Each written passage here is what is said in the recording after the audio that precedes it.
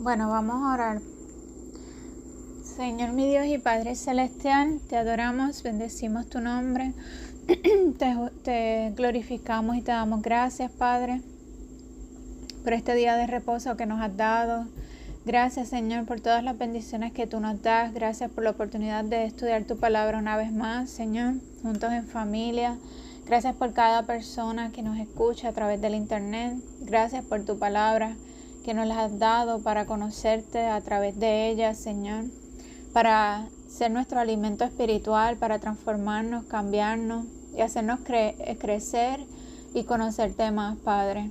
Te pedimos, Dios mío, que abras nuestro entendimiento, nuestros oídos espirituales, nuestro corazón, para recibir todo lo que tú tienes para nosotros en este día, para poder entender tu palabra. Danos revelación de tu palabra, Señor. Danos inteligencia y sabiduría, Padre, para entenderte y conocerte. Y agudiza nuestros oídos para escuchar tu voz, Padre amado. Y enmudece toda voz extraña del enemigo. Ayúdanos a enfocarnos en ti, a ser transformados por tu palabra, Señor. Quita toda distracción, toda interrupción y ayúdanos a deleitarnos en tu palabra, Señor. Te bendecimos y te glorificamos en el nombre poderoso de Yeshua HaMashiach, Jesús el Mesías. Amén y amén. Ok, entonces ahora vamos a estudiar el libro de Hechos, capítulo 4, y dice así: hablando ellos al pueblo, vinieron sobre ellos los sacerdotes con el jefe de la guardia del templo y los saduceos, resentidos de que enseñasen al pueblo y anunciasen en Jesús la resurrección de entre los muertos. Y les echaron mano y los pusieron en la cárcel hasta el día siguiente, porque era ya tarde. Pero muchos de los que habían oído la palabra creyeron, y el número de los varones eran como 5,000. Aconteció al día siguiente que se reunieron en Jerusalén los gobernantes, los ancianos y los escribas, y el sumo sacerdote Anás y Caifás, y Juan y Alejandro, y todos los que eran de la familia de los sumos sacerdotes. Y poniéndoles en medio, les preguntaron: ¿con qué potestad o en qué nombre habéis hecho vosotros esto?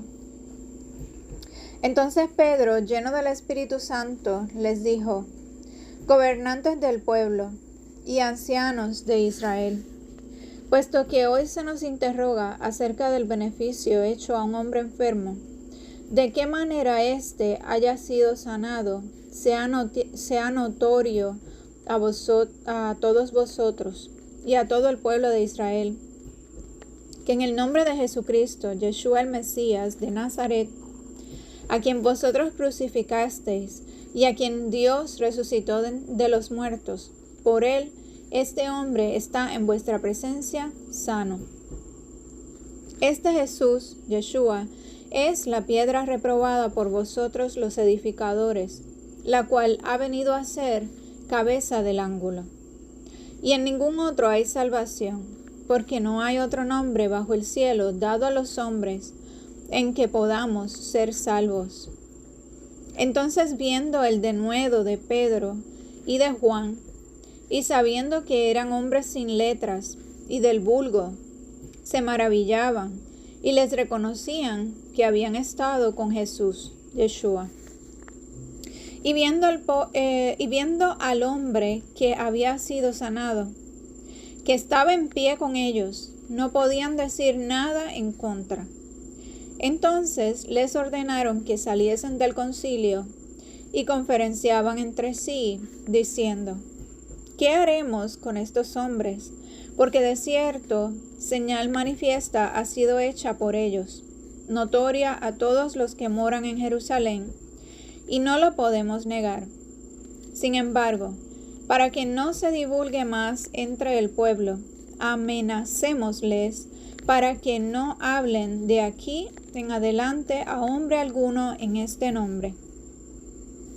Y llamándolos, les intimaron que en ninguna manera hablasen ni enseñasen en el nombre de Jesús, Yeshua, Mas Pedro y Juan respondieron diciéndoles: Juzgad, si es justo delante de Dios obedecer a vosotros antes que a Dios, porque no podemos dejar de decir lo que hemos visto y oído.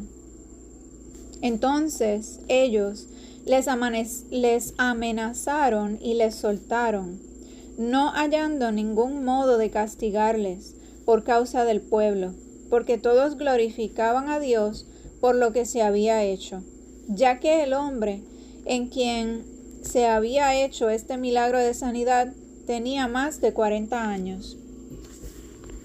Y puestos en libertad vinieron a los suyos y contaron todo lo que los principales sacerdotes y los ancianos les habían dicho.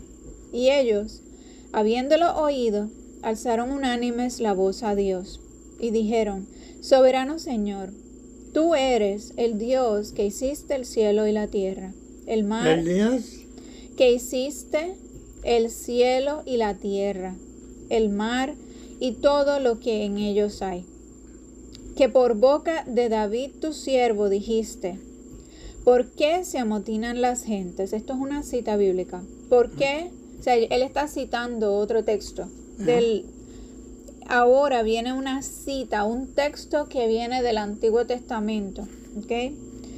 Dice: ¿por qué se amotinan las gentes? Y los pueblos piensan cosas vanas. Se reunieron los reyes de la tierra y los príncipes se juntaron en uno contra el Señor y contra su Cristo, Mesías. Porque verdaderamente se reunieron en esta ciudad contra tu santo Hijo Jesús, Yeshua, a quien ungiste, Herodes y Poncio Pilato, con los gentiles y el pueblo de Israel, para hacer cuanto tu mano y tu consejo habían antes determinado que sucediera. Y ahora, Señor, mira sus amenazas y concede a tus siervos que con todo denuedo hablen tu palabra, mientras extiendes tu mano para que se hagan sanidades y señales y prodigios mediante el nombre de tu santo Hijo Jesús, Yeshua.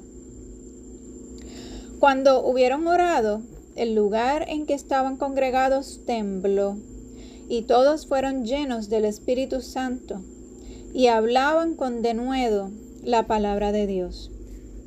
Y la multitud de los que habían creído era de un corazón y un alma, y ninguno decía ser suyo propio nada de lo que poseía, sino que tenían todas las cosas en común. Y con gran poder los apóstoles daban testimonio de la resurrección del Señor Jesús, Yeshua, y abundante gracia era sobre todos ellos. Así que no había entre ellos ningún necesitado, porque todos los que poseían heredades o casas las vendían y traían el precio de lo vendido, y lo ponían a los pies de los apóstoles, y se repartía a cada uno según su necesidad.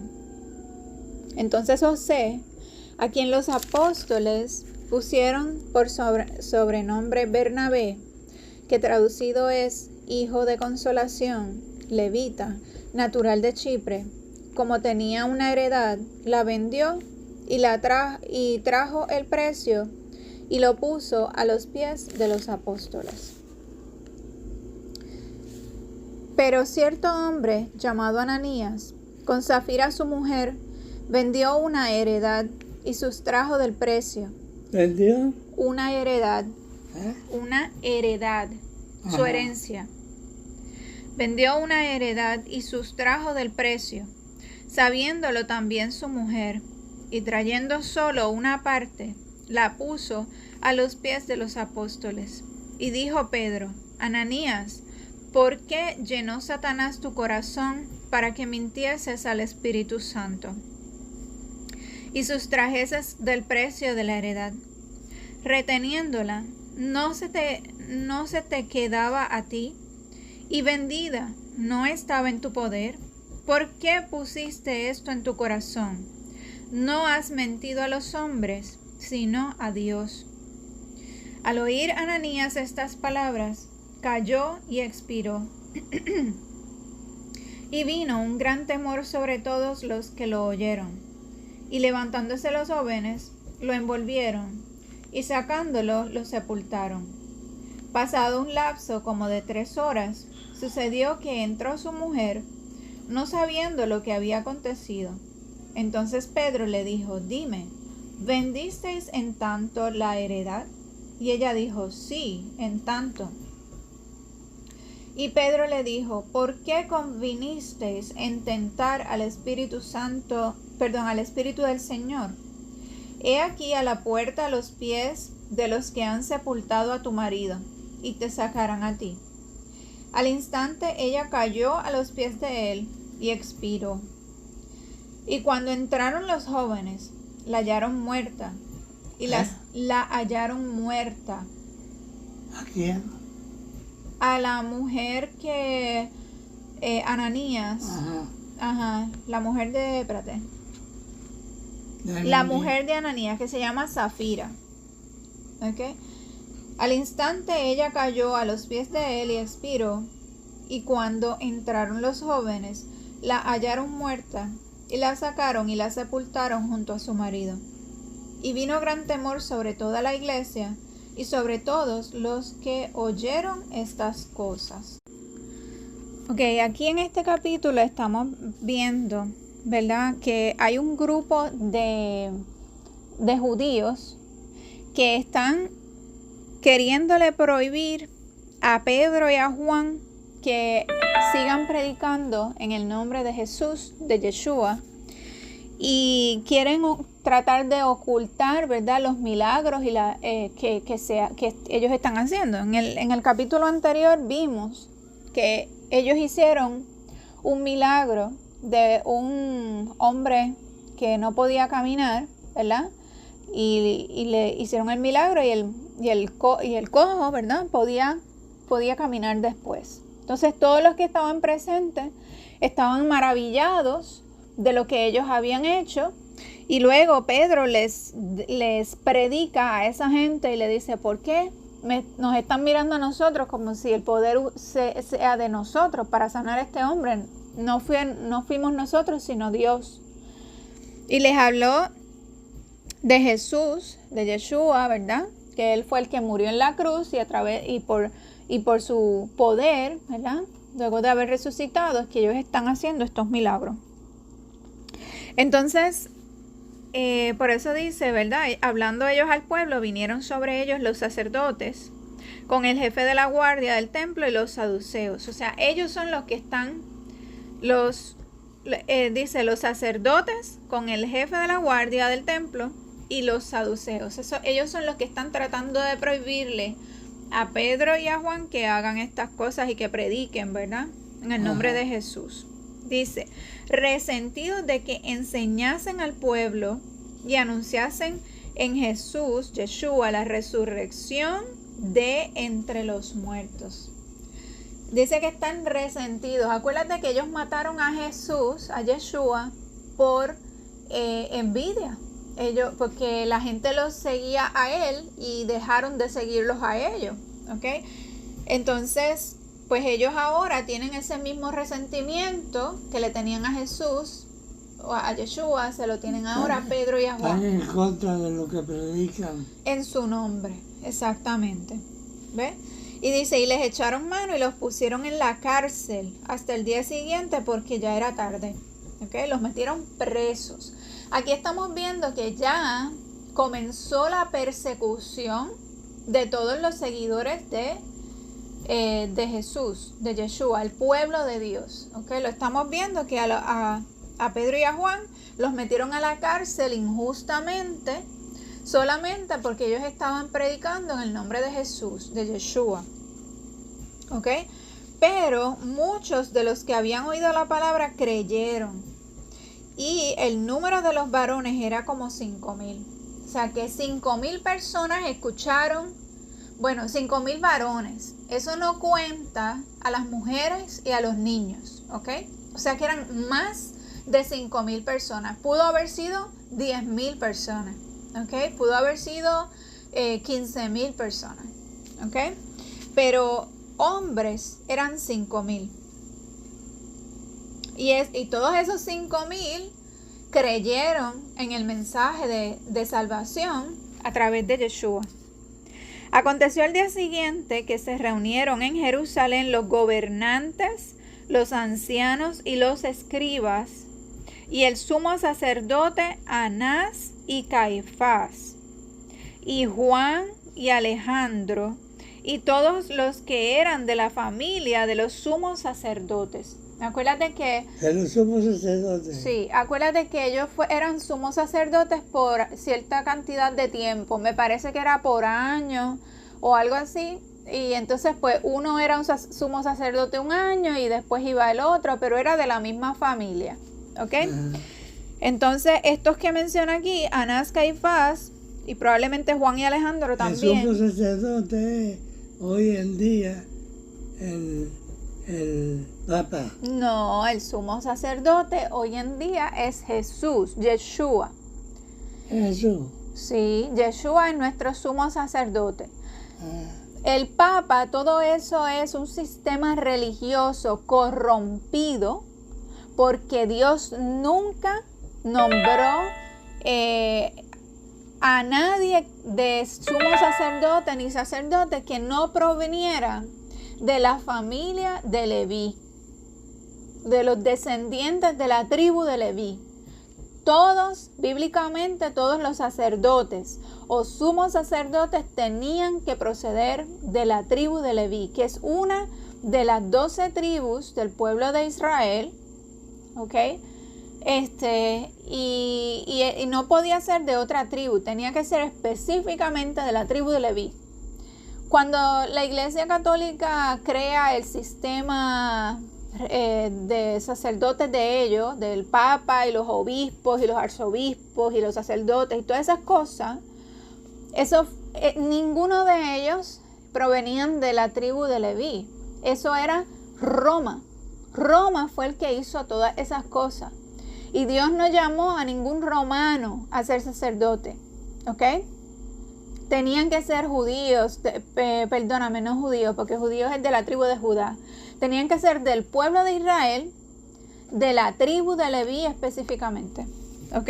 Y nuestro sumo sacerdote actualmente es Jesús, Yeshua, que está en el cielo intercediendo por nosotros. Él fue el cordero del sacrificio que se entregó a sí mismo por nosotros. Y después de haber muerto en la cruz, entonces Él mismo llevó su sangre al templo en el cielo y derramó su sangre allí para limpieza de nuestros pecados. Y en ese momento, cuando Él estaba haciendo eso, Él tomó la posición de sumo sacerdote y ahora está en el cielo, en el templo que está en el cielo, intercediendo por nosotros, que esa es la función del sumo sacerdote. El sumo sacerdote es que intercede por el pueblo. ¿Ok? Bueno, seguimos. Entonces,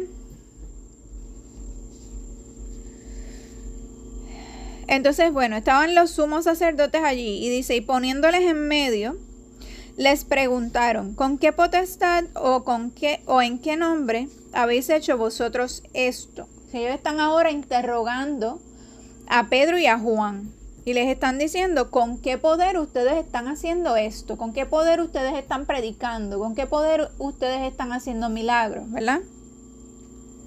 ¿O en qué nombre lo están haciendo? Entonces Pedro, lleno del Espíritu Santo, les dijo, gobernantes del pueblo y ancianos de Israel, puesto que hoy se nos interroga acerca del beneficio hecho a un hombre enfermo, de qué manera éste haya sido sanado, sea notorio a todos vosotros y a todo el pueblo de Israel, que en el nombre de Jesucristo, Yeshua el Mesías de Nazaret, a quien vosotros crucificasteis y a quien Dios resucitó de los muertos, por él este hombre está en vuestra presencia sano. ¿Okay? Así que la respuesta que él le está dando es que ese milagro que hicieron, lo hicieron por el nombre de Yeshua el Mesías, Jesús el Mesías, ¿verdad? Y algo bien importante aquí que dice, empieza a decir que entonces Pedro, lleno del Espíritu Santo, él estaba lleno del Espíritu Santo. ¿Por qué? Porque ellos, primero fueron llenos del Espíritu Santo en el día de Pentecostés, ¿ok? El día que se cumplieron los 50 días a partir del día que Yeshua resucitó, que fue el día de las primicias. A partir de ahí se contaban 50 días, ¿te acuerdas? El día 3. No, bueno, sí, él resucitó el tercer día, luego de haber muerto. Resucitó el tercer día, que ese día se cumplía el día de las primicias. Él fue las primicias de la resurrección. Posteriormente, comenzando el día de su resurrección, se empezaron a contar 50 días, como la palabra lo ordena, hasta llegar al día de Pentecostés. Y ese día de Pentecostés, ellos fueron llenos del Espíritu Santo, ¿ok? Y a partir de ahí, ellos se han mantenido en oración y ruego, ¿ok? Ellos se han mantenido orando. Y esa oración, ¿verdad? No por ellos mismos y por el pueblo, en todo, en general, orando. Pues ellos se han mantenido llenos del Espíritu Santo, porque la oración, mientras nosotros seguimos orando y obedeciendo a Dios, pues eso nos llena del Espíritu Santo, ¿ok? Entonces, seguimos. Entonces él sigue hablando y dice, este Jesús, Yeshua, es la piedra reprobada por vosotros los edificadores, la cual ha venido a ser cabeza del ángulo. ¿Tú sabes lo que es la piedra angular? La piedra angular es cuando en las construcciones había un arco, ¿verdad? Un arco que lo usaban para las puertas y cosas así. Pues ese arco en la parte de arriba tiene una piedra que es la que cierra el arco. Si la piedra de arriba tiene un ángulo, ¿verdad? Para que caiga con la columna que viene curveando de la derecha, y otro ángulo en el otro lado para que cierre con la curva que viene de la izquierda. Entonces esa piedra que está en el centro tiene que tener un ángulo perfecto para que pueda cerrar. Si ese ángulo no está bien, pues el arco no cierra. ¿Ok? Entonces, pues esa piedra es la que da sustento o apoyo al arco, para que ese arco no se caiga. ¿Ok? Entonces, o sea, en otras palabras, la que le da firmeza a ese arco, ¿verdad? Y entonces vendría siendo la piedra más importante que tiene ese arco. Y esa es una comparación se compara con Jesús, Yeshua, porque Él es esa piedra que nos sostiene a nosotros. ¿Ok? Por eso dice que Jesús es la piedra reprobada por vosotros los edificadores, la cual ha venido a ser cabeza del ángulo. ¿Ok? Que Jesús, a Yeshua, lo rechazaron, ¿verdad? Pero lo rechazaron a él, y ellos mismos no se dan cuenta que es la piedra más importante, ¿verdad? De nuestras vidas, porque es la que nos sustenta. ¿Ok? Y en ningún otro hay salvación, porque no hay otro nombre bajo el cielo dado a los hombres en que podamos ser salvos. ¿Ok? No hay nada ni nadie que nos pueda salvar. En donde único hay salvación es en aquel que murió por nosotros en la cruz, derramó su sangre para salvarnos a nosotros. ¿Y cómo podemos obtener esa salvación en Él? Cuando nos arrepentimos de nuestros pecados y ponemos nuestra fe en Él, de que Él es el que pagó el precio, o el que llevó el castigo que nos correspondía a nosotros. Porque la paga del pecado es... ¿Cuál es el castigo del pecado? De acuerdo a la Biblia. Muy bien, mami, la muerte. La Biblia dice que el castigo del pecado es la muerte. Para nosotros, sí, y no se refiere únicamente a la muerte física, aunque sí, la muerte física es una consecuencia del pecado, pero, o sea, que empezó desde Adán y Eva. Adán y Eva eran eternos antes de pecar. Pero cuando pecaron, pues en ese momento, no, en ese momento justo no, pero vino la muerte posterior, por la muerte física, por causa de su pecado. Y ese castigo empezó ahí, pero lo hemos seguido heredando. Ahora bien, en este momento no se está refiriendo ahora necesariamente a la muerte física. Se están refiriendo a la muerte espiritual, que es la muerte segunda, lo que llama la muerte segunda. La palabra nos habla de la muerte segunda. ¿Cuál es la muerte segunda? Cuando después de nosotros morir y llegar a la presencia de Dios, en el juicio final, nos hayamos encontrado culpables, y entonces es que viene la muerte segunda, que es el castigo eterno por nuestro pecado. ¿Cómo podemos ser librados de esa muerte segunda? ¿Cómo nos podemos librar de esa muerte segunda? Orando todo el tiempo. Orando, no necesariamente, porque una persona mala puede orar y seguir siendo mala. Seguir viviendo una vida de desobediencia. Entonces el orar a esa persona que sigue viviendo una vida de desobediencia no lo libra de la muerte segunda. Si la muerte segunda es cuando, el castigo que se recibe por el pecado, una vez uno ha salido culpable en el juicio final, pues ¿cómo podemos no salir culpables en ese juicio?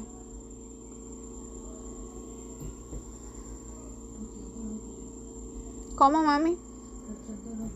Portándonos bien. No, porque nadie puede tener la salvación por nuestras propias obras o por vivir una vida de obediencia. Eso no es lo que nos salva. ¿Qué nos salva? Amando a Dios sobre todas las cosas.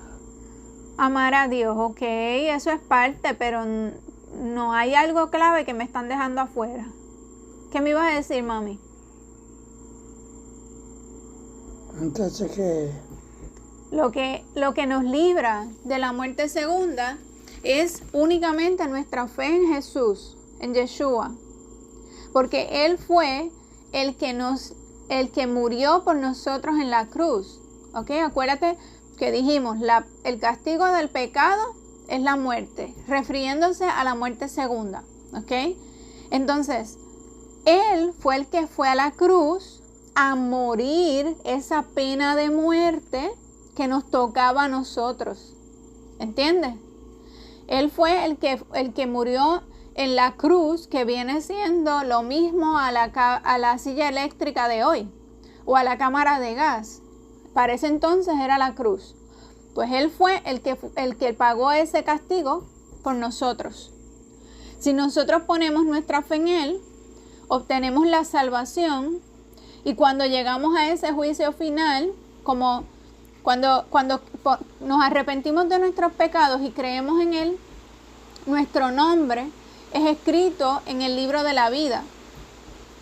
Y es entonces cuando nosotros lleguemos a ese juicio, como Él ya derramó su sangre por nosotros y nosotros le creímos y nos arrepentimos, pues entonces en ese momento salimos inocentes en el juicio y entonces somos librados del castigo del pecado, que es la muerte segunda.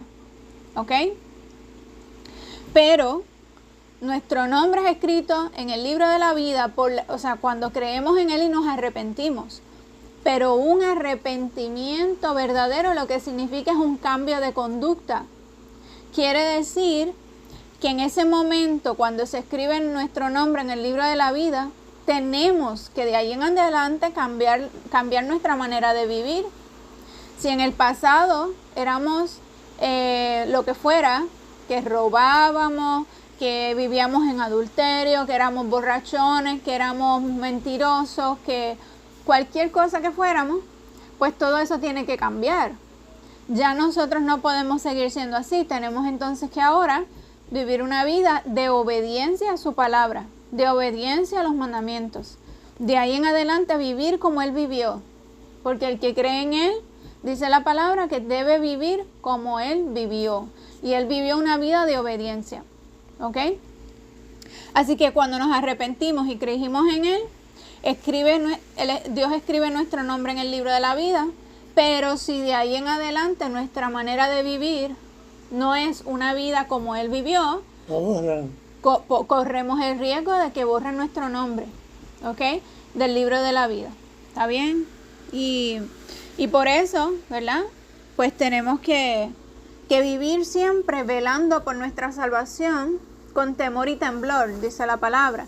Porque la palabra dice que solamente el que persevere hasta el fin, ese será salvo. ¿Y qué es perseverar? Es continuar. Continuar. No dar marcha atrás, no rendirse, no alejarse de Dios. ¿Ok? Ok, entonces seguimos leyendo en el versículo 13. Dice, entonces viendo el denuedo de Pedro y de Juan, y sabiendo que eran hombres sin letras y del vulgo, se maravillaban y les reconocían que habían estado con Jesús, Yeshua. ¿Okay? Aquí aparece una palabra, ¿verdad? Que probablemente no conocemos, ¿verdad? O no conocen. Es la palabra denuedo. ¿Qué significa denuedo? ¿Ustedes saben? ¿Ah? La palabra denuedo. De nuevo. No, de nuevo no. Con D. Las dos veces son D. Denuedo. De nuevo. No, con D de dedo. Denuedo. Denuedo. Ajá, denuedo. No sé. No sabe. Eso significa valentía, determinación y esfuerzo. Valentía, que no tienen miedo a lo que los puedan hacer. ¿Ok? Valentía, que no importa, a ellos no les importa si los llevan a la cárcel, si los latigan, no tienen miedo a eso. Tienen valentía. ¿Ok? Determinación. Determinación es estar decidido a algo. Ellos están decididos a seguir predicando, decididos a seguir obedeciendo a Dios, decididos a perseverar en lo que el Señor, haciendo el bien y a perseverar en lo que el Señor les dice que hagan. ¿Okay? Así que valentía, determinación y esfuerzo. Esfuerzo es continuar esforzándose y dar el máximo, dar más y más, exactamente, y dar lo mejor de ellos para la obra del Señor. ¿Ok? Así que dice aquí, entonces viendo el denuedo, vamos a sustituirlo por las tres palabras que dijimos. Dice, entonces viendo la valentía, la determinación y el esfuerzo de Pedro y de Juan, y sabiendo que eran hombres sin letras y del vulgo, se maravillaban y les reconocían que habían estado con Jesús, Yeshua. Así que Pedro y Juan dice que eran gente común y corriente del pueblo. Y sin letras quiere decir que no sabían ni leer ni escribir. Bueno, no sé si específicamente fuera que no sabían leer y escribir. Yo pienso que más bien sí sabían leer y escribir probablemente, pero tal vez no tenían educación formal. Ellos tal vez no fueron a una escuela. Para ese entonces lo que habían era las escuelas de los mismos rabinos de la época, ¿verdad? Pues esas son escuelas formales. Pues ellos no habían ido a esas escuelas formales, ¿entiendes? Sino que solamente andaban con Jesús, Yeshua, ¿verdad? Y Jesús fue quien lo escogió. Sí, y ellos andaron con él 3 años. De acuerdo a la bondad que tenía en su corazón. Bueno, probablemente él vio algo en su corazón, correcto, porque si no, no los hubiera escogido. Sin embargo, ellos eran pecadores igual que todos los demás.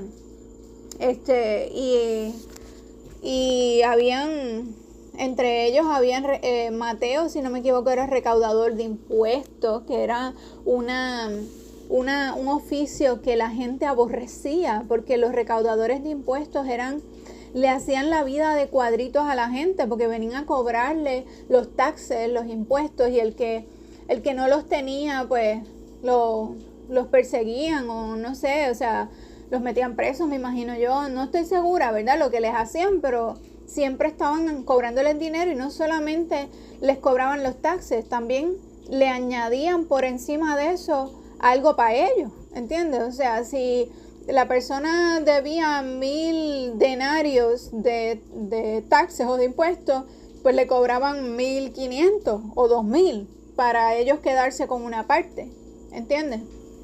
Con el sobrante. Exacto. Entonces, pues, así que no eran angelitos. Los apóstoles o los discípulos de Jesús, Yeshua, no eran angelitos.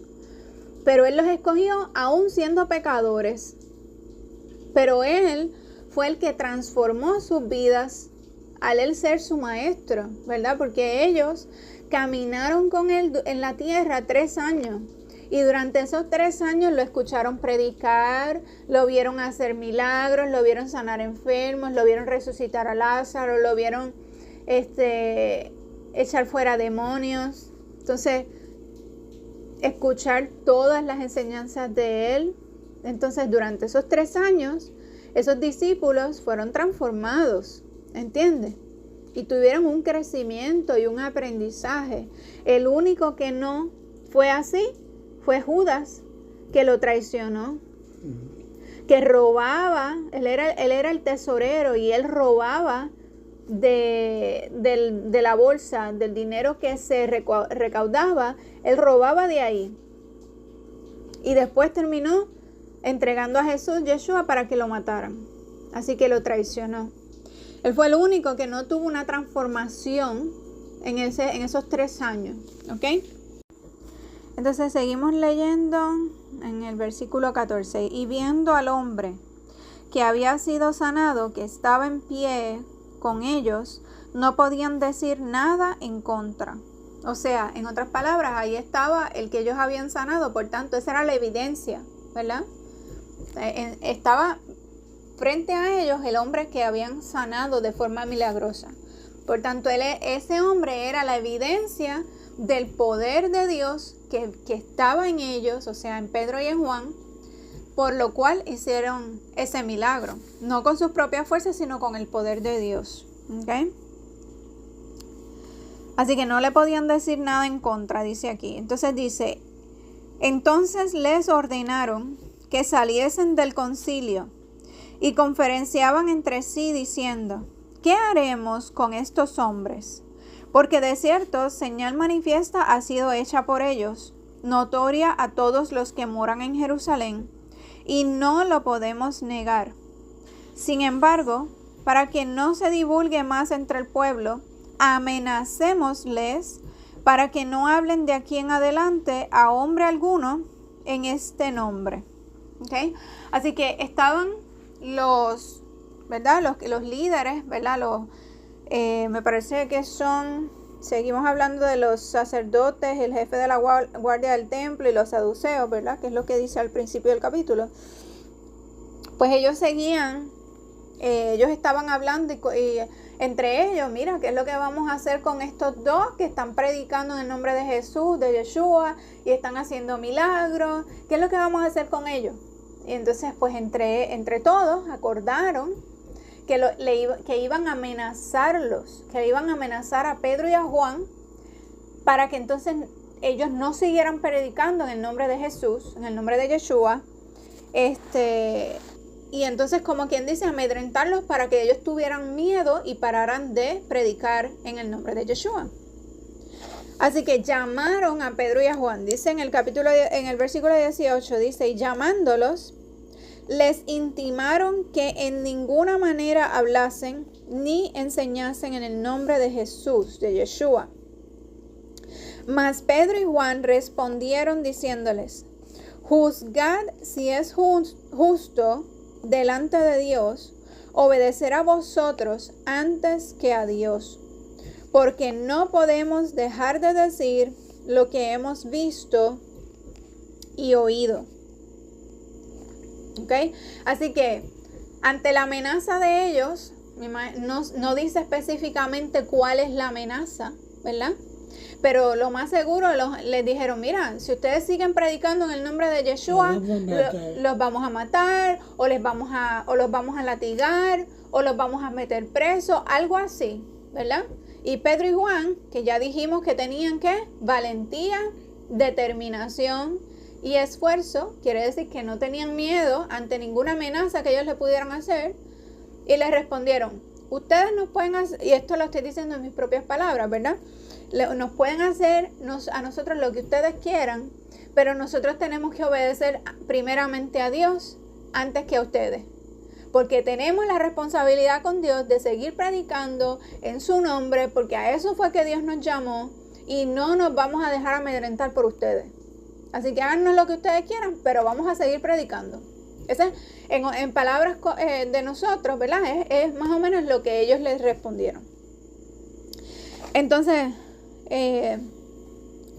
dice, ellos entonces les amenazaron y les soltaron, no hallando ningún modo de castigarles por causa del pueblo, porque todos glorificaban a Dios por lo que se había hecho, ya que el hombre en quien se había hecho este milagro de sanidad tenía más de 40 años. ¿Ok? Así que dice aquí que ante la respuesta, ¿verdad?, que le dio Pedro y Juan, ¿qué hicieron? Ellos los siguieron amenazando, pero dice que los soltaron, los dejaron ir, ¿ok? Porque tenían el hombre que había sido el milagro, ¿verdad? Lo tenían ahí, o sea, la evidencia. El que estaba tendido en una cama. Sí, el que estaba, exacto, dice que era cojo. Que Jesucristo le dijo, levántate y coge tu cama y vete por tu casa. Ajá, espérate, que mami me quiere decir algo. ¿Qué tú quieres decir? Tanto hizo uno como el otro. Tú dices el milagro que lo hicieron entre Pedro y Juan. Exactamente, entre los dos. Pero recuerda que no fue con las fuerzas de Pedro y Juan, sino con el Espíritu de Dios, ¿verdad? Es que ellos estaban llenos del Espíritu Santo y con el poder de Dios es que hicieron ese milagro. Muy bien. ¿Y qué fue lo que hicieron Pedro y Juan? El milagro del hombre cojo, ¿verdad? Que le dijeron, no tengo oro ni plata, mas lo que tengo te doy, levántate y anda. Eso fue lo que le dijeron. Así que, y entonces eso, pues, con ese hombre fue sanado y ese hombre estaba allí. O sea que es la evidencia del poder de Dios que está en Pedro y en Juan. Y entonces estos que están amenazándolos, pues no pudieron hacer nada porque hay otros que están allí presentes viendo todo lo que está pasando. Y aún, o sea, y tienen la evidencia que es el hombre sanado, ¿verdad? Entonces ellos no encontraron de qué manera podían meterlos presos y los soltaron. Y entonces aquí dice, ¿verdad? Que no hallaron ningún modo de castigarles por causa del pueblo, porque todos glorificaban a Dios por lo que se había hecho. Así que ellos en cierta manera pues le tenían miedo. O sea, los que estaban amenazando a Pedro y a Juan tenían miedo del pueblo también, porque el pueblo estaba ahí presente y ellos estaban glorificando a Dios por el mensaje de Pedro y Juan y por el milagro que se había hecho. ¿Ok? Entonces sigo leyéndolo en el versículo 23, dice, y puestos en libertad vinieron a los suyos y contaron todo lo que los principales sacerdotes y los ancianos les habían dicho. Y ellos, habiéndolo oído, alzaron unánimes la voz a Dios y dijeron, Soberano Señor, tú eres el Dios que hiciste el cielo y la tierra, el mar y todo lo que en ellos hay, que por boca de David tu siervo dijiste, y esto es una cita bíblica, ¿ok? ¿Qué dijo Dios por boca de David? Déjame ver, eso está en el versículo... eso es una cita ¿de qué? De el Salmo 2, versículo 1 y 2. Ok, y esa cita de David es el Salmo 2, 1, 2, que dice, ¿por qué se amotinan las gentes y los pueblos piensan cosas vanas? Se reunieron los reyes de la tierra y los príncipes se juntaron en uno contra el Señor y contra su Cristo, su Mesías. Ok, entonces aquí, básicamente en esa cita lo que están diciendo es que se iba, o sea, lo que se está cumpliendo ahí, de que se amotinan y piensan cosas vanas. Que se amotinen. Dice, ¿por qué se amotinan las gentes y los pueblos piensan cosas vanas? Se reunieron los reyes de la tierra y los príncipes se juntaron en uno contra el Señor y contra su Cristo, su Mesías. ¿Ok? Así que ellos están citando un texto bíblico, ¿verdad? Que es el Salmo 2, versículo 1-2, en donde profetizaba que la gente importante o que estaban en control, ¿verdad? En posiciones de liderato, iban a oponerse a Jesús, a Yeshua, a su mensaje, a que se proclamara a Yeshua como Salvador del mundo. Entonces de eso es lo que habla esa cita. Y ellos están citando eso, como quien dice, diciendo que se cumplió cuando estos hombres están amenazando a Pedro y a Juan. Se está cumpliendo ese texto bíblico que dice Salmo 2, 1-2, se cumplió en ese momento, porque los están amenazando por causa del Mesías. ¿Entiendes? Seguimos leyendo, dice en el 27, dice, porque verdaderamente se unieron en esta ciudad contra tu santo Hijo Jesús Yeshua, a quien ungiste Herodes y Poncio Pilato con los gentiles y el pueblo de Israel, para hacer cuanto tu mano y tu consejo habían antes determinado que sucediera. ¿Ok? Para hacer cuanto tu mano y tu consejo habían antes determinado que sucediera. O sea, Dios había decidido ya de antemano que Yeshua iba a ser entregado, iba a ser muerto, iba a ser sepultado, que iba a resucitar. Todas esas cosas ya Él mismo la había determinado, decidido que iban a suceder y estaban profetizadas en la palabra. Y todo eso se cumplió, todas esas profecías se cumplieron. Y ahora, Señor, y esto que estamos leyendo es una oración que ellos están haciendo. Ellos están hablando con Dios. Fíjate que empieza diciendo, y ellos, habiendo oído, alzaron unánimes la voz. ¿Quiénes son los que están hablando? Dice en el versículo antes, dice, y puestos en libertad, vinieron a los suyos, o sea, puede ser a su familia, puede ser al resto del pueblo de Dios. No nos especifica si es familiares o son simplemente del pueblo de Dios, ¿verdad? Vinieron a los suyos y contaron todo lo que los principales sacerdotes y los ancianos le habían dicho. O sea, Pedro y Juan le contaron a ellos, a los del pueblo de Dios o a su familia, ¿verdad? Lo que los otros habían dicho, o sea, las amenazas que le estaban haciendo. Y ellos ¿quiénes? Los que estaban escuchando, ¿ok? Y ellos, habiéndolo oído, alzaron unánimes la voz a Dios, o sea, que estaban ahora orando.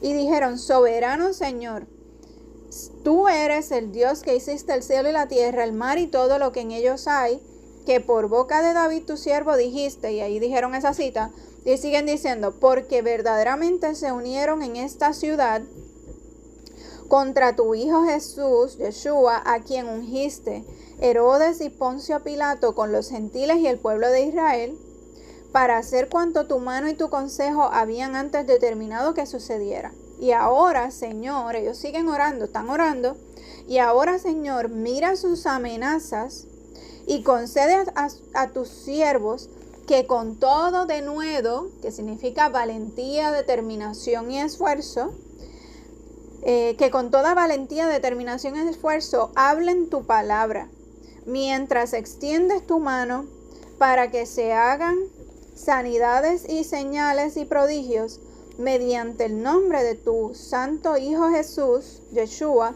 Cuando hubieron orado, el lugar en que estaban congregados tembló, y todos fueron llenos del Espíritu Santo y hablaban con denuedo, o sea, valentía, determinación y esfuerzo, la palabra de Dios. ¿Ok? Así que ellos estaban orando para que, a pesar de que esas amenazas que les estaban haciendo, todos ellos pudiesen continuar predicando la palabra de Dios con valentía, determinación y esfuerzo. Y no hicieron nada más que terminar la oración, y mira lo que pasó.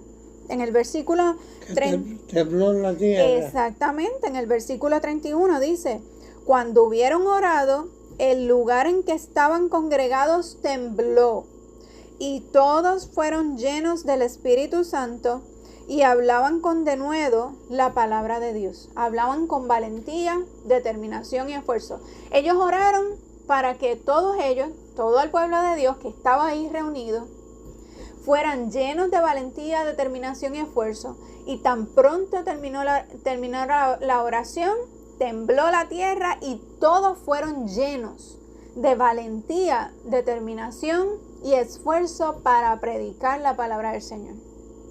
Así que aquí estamos viendo, y este libro de Hechos es maravilloso para mostrarnos el poder y la importancia de la oración para ser fortalecidos. Esa oración que estamos haciendo hace tiempo, ¿verdad?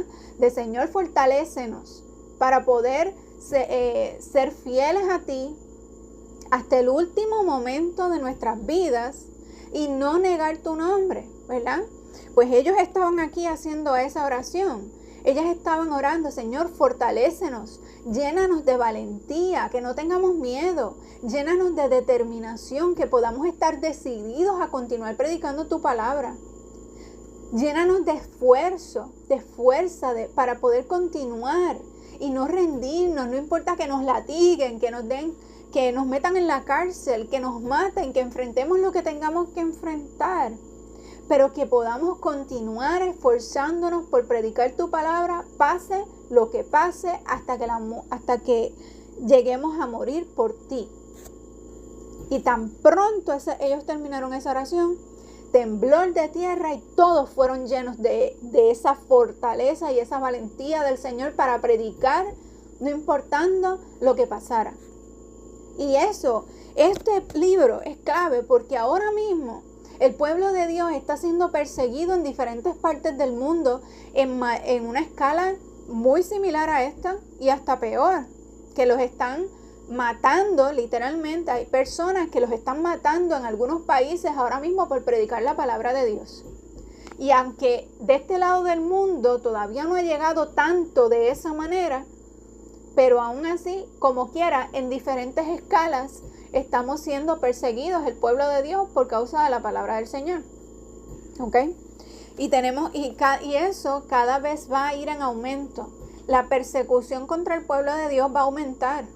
Y por eso es importante que nosotros ahora oremos intencionalmente y constantemente, perseveremos, continuemos orando por este propósito de ser llenos de valentía, determinación y esfuerzo para no negar su nombre, aun si nos toca morir por él, y podamos serle fieles y perseverar hasta el fin, hasta la muerte.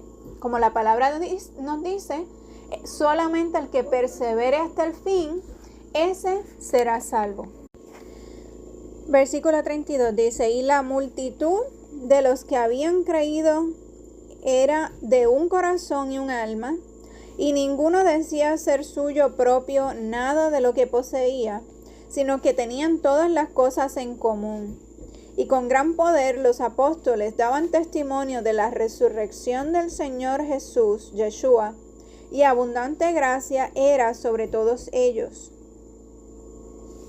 Así que no había entre ellos ningún necesitado, porque todos los que poseían heredades o casas las vendían y traían el precio de lo vendido y lo ponían a los pies de los apóstoles y se repartía a cada uno según su necesidad.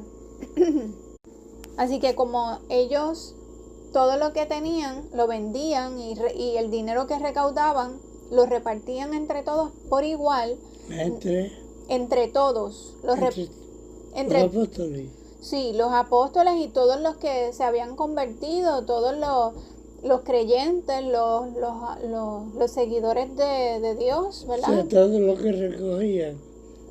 No, todas sus propias pertenencias, sus casas, sus tierras, todo lo que ellos tenían, todas sus propiedades, las vendían y con el dinero que sacaban de esa venta, se repartía entre todos por igual.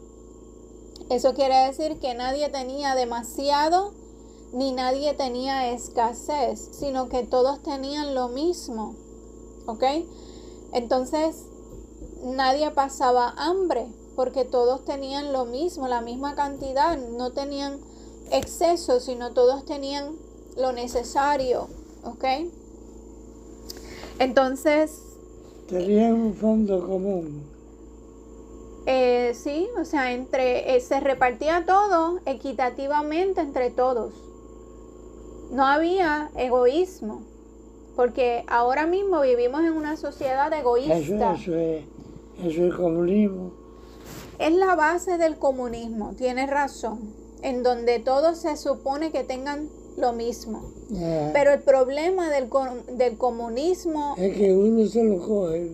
Exactamente. El problema del comunismo en la actualidad es que los que están en el poder se adueñan de todo y reparten una pequeña porción al pueblo y entonces todo el pueblo tiene hambre y ellos están ricos. Pero en esta ocasión aquí no es así, sino que todos tenían por igual. Nadie tenía, o sea, acaparaba el dinero y se quedaba con todo y repartía una porción a los demás. No, aquí eran todos por igual y nadie pasaba hambre porque todos lo hacían de corazón y todos lo hacían en realidad sin egoísmo. O sea, no había nadie egoísta aquí hasta este momento, porque vamos a ver que más adelante sí hay uno que se quiso quedar con una parte y le fue mal. Vamos a ver, vamos a seguir leyendo. Dice: entonces José, a quien los apóstoles,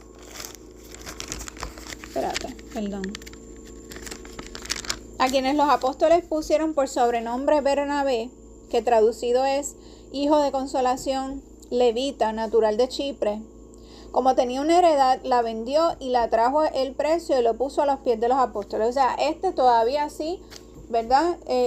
Hizo lo mismo que todos los demás, que estaban repartiendo todo por igual. Entonces, ¿cómo? Entonces, bueno, él dice aquí que él era natural de Chipre. De Chipre. Ajá. Pero no era que estaban en Chipre, sino que ese hombre era natural de allá. Nació en Su Chipre. familia era de allá. Exacto. Ok, entonces este hombre dice aquí que tenía una heredad, la vendió y trajo el precio y lo puso a los pies de los apóstoles. Okay. Quiero aclarar aquí que cuando puso ese dinero a los pies de los apóstoles, ese dinero no era para los apóstoles, sino era para que los apóstoles los repartieran entre el pueblo de una forma equitativa, o sea, todo el mundo por igual. Si eran, qué sé yo, 1000 denarios o lo que fuera, pues esos 1000 denarios, si habían 1000 personas, pues un denario para cada persona, ¿entiendes? Por poner un ejemplo. Entonces, y eso lo podemos ver en el verso 35, que dice: y lo ponían a los pies de los apóstoles y se repartía a cada uno según su necesidad. ¿Ok? Así que se lo entregaban a los apóstoles, pero los apóstoles eran responsables de repartir a todo el mundo ese dinero de acuerdo a la necesidad de cada cual. ¿Ok? Para que nadie tuviese necesidad que no fuera suplida. ¿Ok?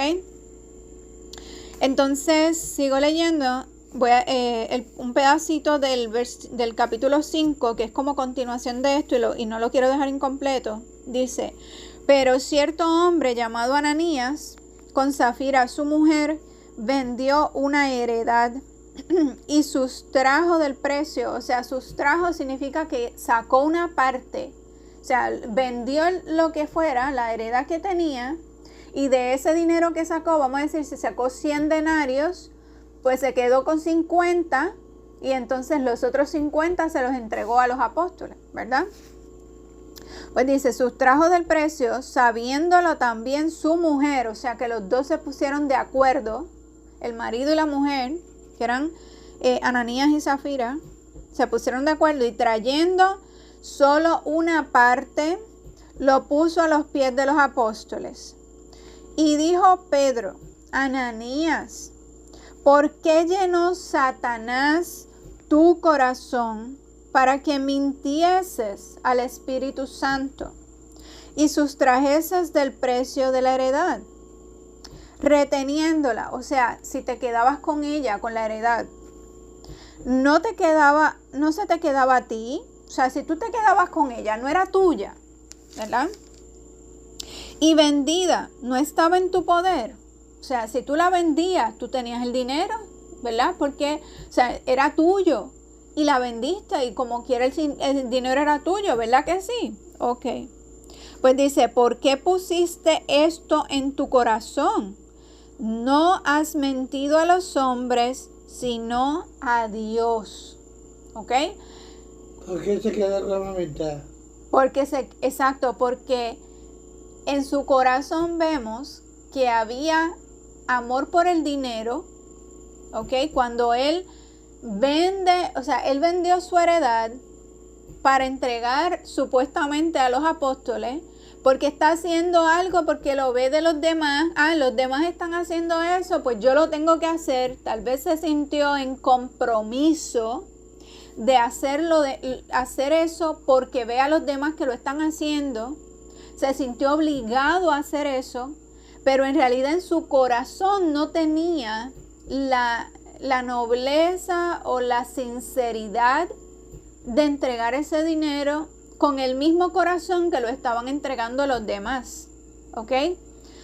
Así que si nosotros hacemos algo, siempre lo tenemos que hacer de corazón, y no porque el otro lo haga, o no porque nos sintamos obligados a hacerlo. Todo las cosas que son para el Señor las tenemos que hacer de corazón, porque Dios ve nuestro corazón. Nadie más lo ve, pero Dios sí ve nuestro corazón. Por eso es que lo tenemos que hacer de forma sincera, ¿ok? Entonces, aparte de que no lo estaba haciendo de forma sincera, también hubo egoísmo en su corazón, porque él se quiso quedar con una parte. Eso es egoísmo, eso es codicia, ¿ok? Y aparte de eso, también es mentira. Así que mira cómo una sola cosa se vuelve muchos pecados a la misma vez. Falta de sinceridad, hacer algo porque el otro lo hizo, egoísmo, codicia, ¿qué es lo otro? Mentira, ¿ok? Aquí vemos que él mintió porque entregó solamente una parte, haciéndoles creer a ellos que le está entregando todo lo que tenía, cuando no era así. Se había quedado con una parte. Así que también no solamente es mentira, sino también es robar. ¿Ok? Y entonces... ¿Todos quedaban pobres? ¿Cómo? Todos quedaban pobres. No quedaba nadie pobre. Al contrario, se repartía a todos por igual. Pero ese dinero se terminaba. Bueno, no, porque todos los repartían entre todos por igual, y nadie tenía necesidad. Ni el que vendió sus cosas, ni los demás que... Si vendió una casa, que vive. Bueno, ok, yo no sé cómo funcionaba el asunto que ellos estaban haciendo, pero el caso es que lo que tuviesen para vender lo vendían, y entonces el dinero se quedaban todos ellos, o sea, entre todos se repartían por igual. Si había, vamos a decir, una vaca, por poner un ejemplo, porque podemos decir en dinero, pero para ese entonces a lo mejor las ventas no eran por dinero. vamos a decir que hubiese una vaca, ¿verdad? Y esa vaca da leche. Esa leche pues se reparte entre todos los que tengan hambre en ese momento.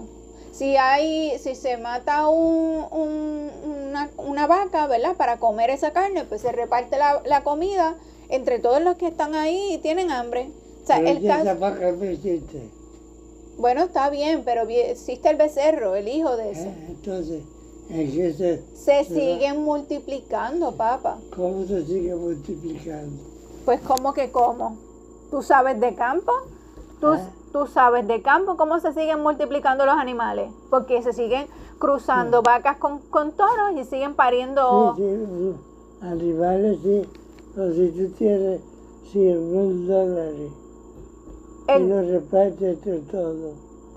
Bueno, está bien, pero con ese dinero me imagino yo que ellos comprarían más animales o comprarían más lo que fuera necesario para el sustento de todos. Para moverlo.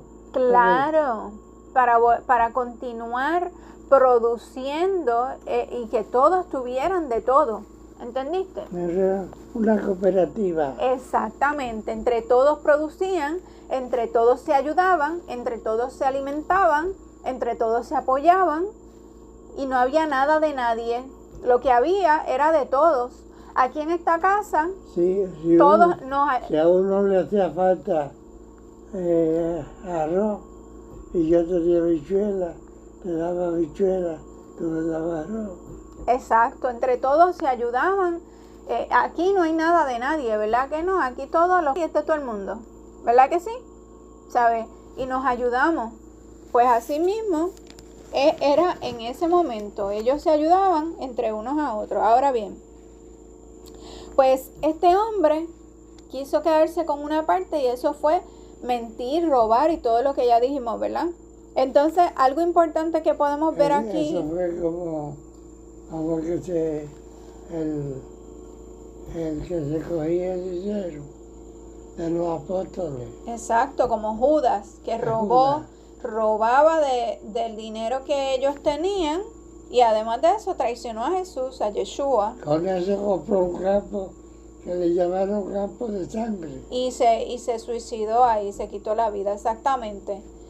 Y bueno, pues aquí vemos, ¿verdad?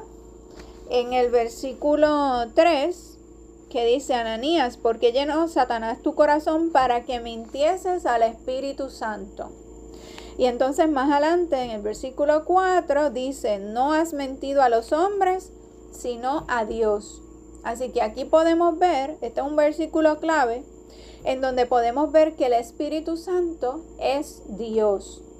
Y esto es importante porque algunas personas dicen que el Espíritu Santo no es Dios, sino que es una energía o que es, qué sé yo, la fuerza creativa de Dios o algo así por el estilo. Y no es así. El Espíritu Santo es Dios, es una manifestación de Dios. Dios se manifiesta a nosotros de muchas maneras distintas. No solamente como Padre, Hijo, Espíritu Santo, también hemos dicho que se manifiesta como columna de nube, columna de fuego, como viento recio, como paloma. Dios se ha manifestado al ser humano de muchas maneras diferentes. Todo eso son manifestaciones de Dios y Dios es uno solo, ¿ok? Entonces, seguimos en el versículo 5. Al oír Ananías estas palabras, cayó y expiró. O sea, el hombre que se había robado ese dinero, que le había dado una parte y se quedó con otra, ese hombre, cuando escuchó que Pedro le dijo: ¿por qué llenó Satanás tu corazón? No has mentido al hombre sino a Dios. En ese momento, escuchando esas palabras, se cayó redondo en el piso y se murió. Y eso fue consecuencia de su pecado, porque la paga del pecado es la muerte. Así que ahí mismo cayó muerto por su pecado. Y vino un gran temor sobre todos los que lo oyeron, todos los que estaban presentes, que vieron que pasó eso y lo vieron ahí, que se cayó redondo después de haber hecho ese pecado. Cogieron temor, pero no es un temor de miedo, sino es un temor de respeto a Dios, de que con Dios no se juega. A Dios nadie lo puede engañar. ¿Entiendes? Y levantándose los jóvenes, lo envolvieron y sacándolo lo sepultaron. Pasado un lapso como de 3 horas, sucedió que entró su mujer, o sea, la mujer del que se acababa de morir, ¿verdad? Que robó de lo que entregó, llegó, ¿verdad? 3 horas después que el hombre murió. 3 horas después. Que el hombre murió por su pecado, llegó la mujer, la esposa de él. Llegó la esposa de él. Llegó la esposa. Sí, y dice, no, llegó y no sabiendo lo que había acontecido. Entonces Pedro le dijo a la mujer, le dijo, dime, ¿vendiste en tanto la heredad? O sea, le dijo la cantidad que el hombre le entregó a él, ¿verdad? Y ella dijo, sí, en tanto, o sea, en esa cantidad, ¿verdad? Y Pedro le dijo, ¿por qué convinisteis en tentar al Espíritu del Señor? He aquí a la puerta los pies de los que han sepultado a tu marido y te sacarán a ti. Al instante ella cayó a los pies de él y expiró. Se murió también ella se murió. Y cuando entraron los jóvenes, la hallaron muerta y la sacaron y la sepultaron junto a su marido. Y vino gran temor sobre toda la iglesia y sobre todos los que oyeron estas cosas. Y ahí terminamos. Así que con Dios no se juega. Es algo importante que nosotros sepamos que Dios sabe todas las cosas. Dios conoce nuestros pensamientos, conoce lo que hacemos cuando nadie nos está viendo, ¿ok? Y la paga del pecado sigue siendo la muerte, aunque no nos moramos instantáneamente como le pasó a esta gente. Porque no importa la muerte física de nuestro cuerpo, lo que importa es la muerte espiritual de la que hablamos ahorita, que es la muerte segunda, que es aquella que sucederá a aquellos que no se hayan arrepentido, que no hayan puesto su fe en Jesús, Yeshua, que es el que murió por nosotros, ¿ok? Aquellos que no hayan dado ese paso de fe y obediencia, el día que llegue el juicio, el Señor nos va a pedir cuentas a todos y va a chequear si nuestro nombre está en el libro de la vida o no. Solamente los que están escritos en el libro de la vida vamos a poder salir inocentes en ese juicio. Y los que no, van a sufrir la muerte segunda, que es una separación completa de Dios para siempre, para toda la eternidad. ¿Ok? Y no queremos eso, ¿verdad que no? Por tanto, tenemos que arrepentirnos de nuestros pecados y y confiar en el Señor, de verdad, poniendo nuestra fe en Él, de que Él es el único que puede limpiar nuestros pecados porque Él pagó el precio. ¿Ok? Así que vamos a orar. Señor mi Dios y Padre Celestial, te adoramos y bendecimos tu nombre. Te damos gracias por esta palabra que hemos leído. Gracias, Señor, por la obra que tú estás haciendo en nosotros, por haber muerto por nosotros en la cruz, Señor. Gracias por todas las cosas que hemos aprendido. Y te pedimos, Señor, que como oraban los discípulos y los apóstoles y todos los creyentes, los primeros creyentes luego de tu muerte, que ellos oraban para ser llenos de valentía, determinación y esfuerzo.